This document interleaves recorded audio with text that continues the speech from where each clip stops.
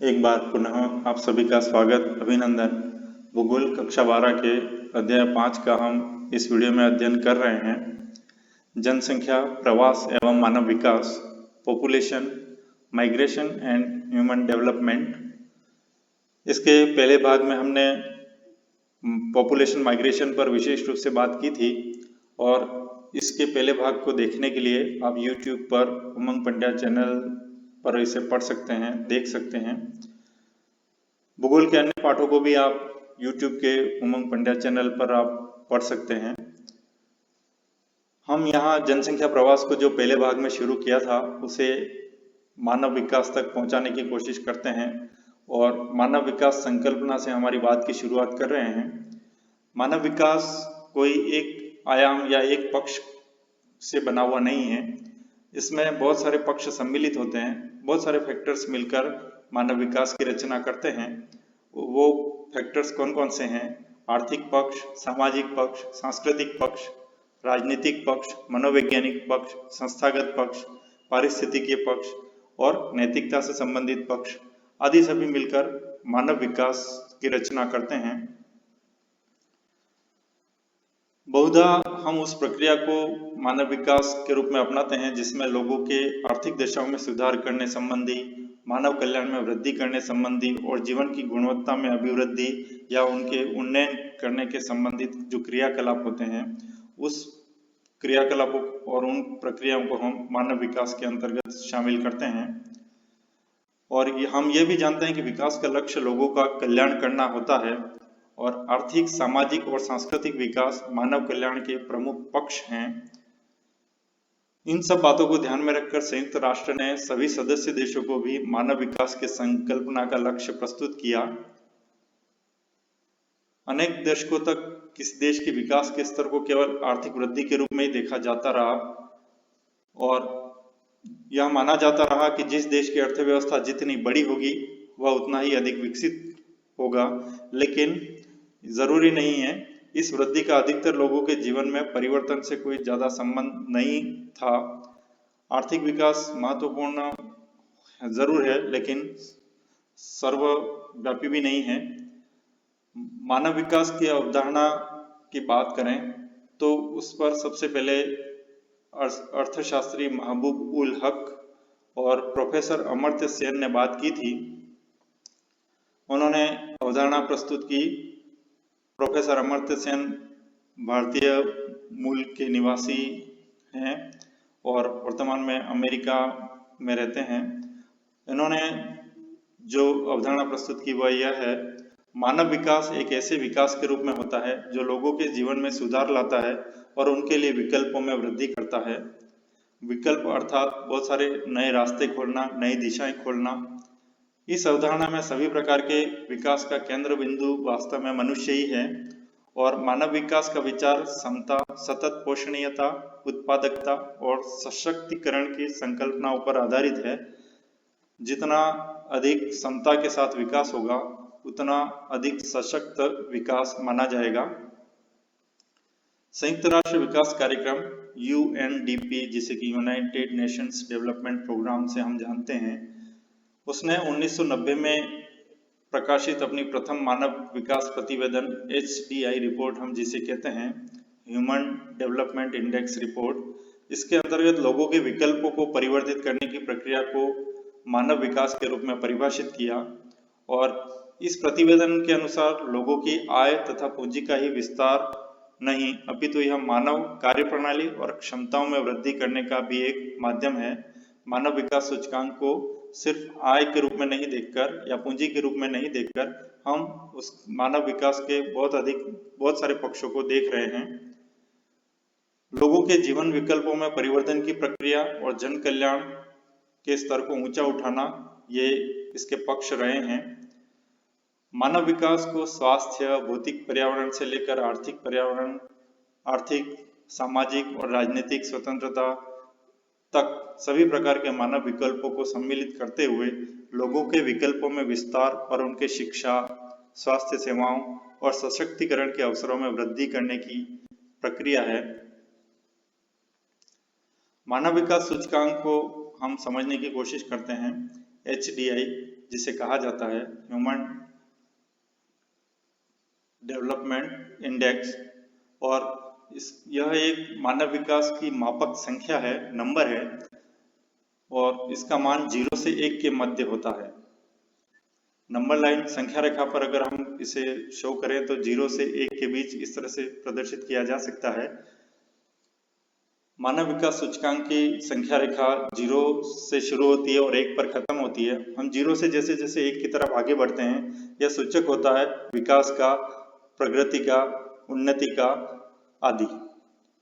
मानव विकास सूचकांक को निर्धारित करने के लिए मुख्यतः 3 आधार बिंदु माने जाते हैं: शिक्षा, स्वास्थ्य और उस देश या प्रदेश की प्रति व्यक्ति आय कितनी है। मानव विकास सूचकांक का अंतरराष्ट्रीय प्रारूप जो कि 2013 में प्रस्तुत किया गया, इसके अनुसार मानव विकास रिपोर्ट के अनुसार 186 देशों के लिए यह सूचकांक तैयार किया गया, गणना की गई, और उसमें अति उच्च मानव विकास वाले 47 देश पाए गए। उच्च मानव विकास के अंतर्गत भी 47 देश, मध्यम मानव विकास के अंतर्गत लगभग 57 देश तथा निम्न मानव विकास के अंतर्गत 35 देशों को पाया गया। इस आधार पर हम मोटे तौर पर 3 भागों में इस देशों को विभाजित करते हैं। वे देश जहां उच्च मानव विकास श्रेणी अर्थात जहां इंडेक्स जो है HDI जो है उसका मान 0.70 से अधिक अर्थात 0.71 या उससे अधिक है, उन देशों को हम उच्च मानव विकास की श्रेणी में रखते हैं। दूसरे वे देश हैं जहां HDI का मान 0.50 से 0.70 के बीच है, उन देशों को हम मध्यम मानव विकास श्रेणी में रखते हैं, तथा जहां 0.50 से भी कम HDI का मान है, उन देशों को हम निम्न मानव विकास श्रेणी में रखते हैं। उच्च मानव विकास श्रेणी, जैसा कि हम अभी बात कर चुके हैं, 0.70 से अधिक जहां की HDI रिपोर्ट है, HDI का मान है, उसके अंतर्गत कुल 94 देशों में से नॉर्वे, ऑस्ट्रेलिया, संयुक्त राज्य अमेरिका, नीदरलैंड, जर्मनी ये हमेशा शिखर पर रहे हैं। 2013 की रिपोर्ट के अनुसार हम ये देख रहे हैं। यह रिपोर्ट आपको हम बता दें कि प्रतिवर्ष जारी की जाती है UNDP द्वारा, लेकिन और नॉर्वे 2019 की रिपोर्ट के अनुसार भी प्रथम स्थान पर ही मौजूद है। यहाँ हम विशेष रूप से 2013 की रिपोर्ट पर ही बात कर रहे हैं क्योंकि हमारे बुक में, सिलेबस में 2013 की रिपोर्ट पर विशेष बात की गई है।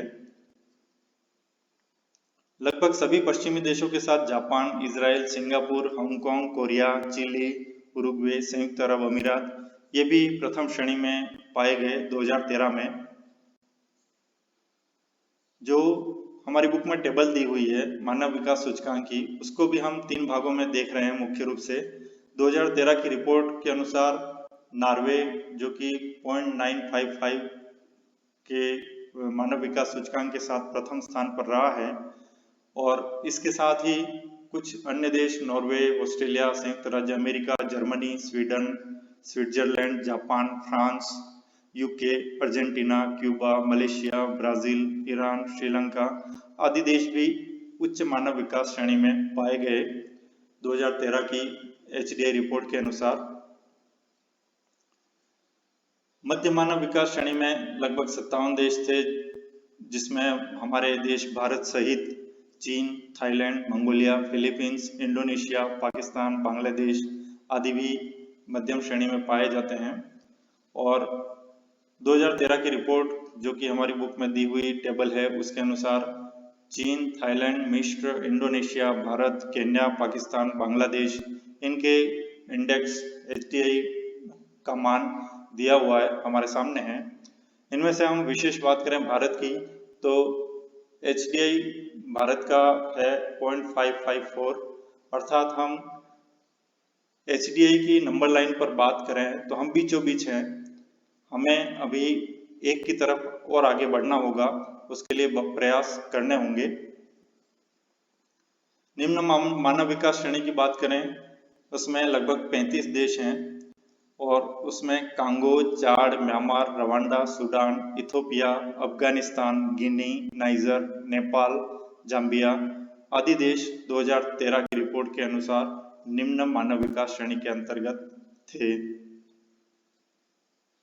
इनकी HDI का मान भी हमारे सामने है। म्यांमार, नेपाल, जाम्बिया, चाड, नाइजर। तो हम देखते हैं नाइजर का सबसे न्यूनतम 0.304 HDI हमारे सामने है।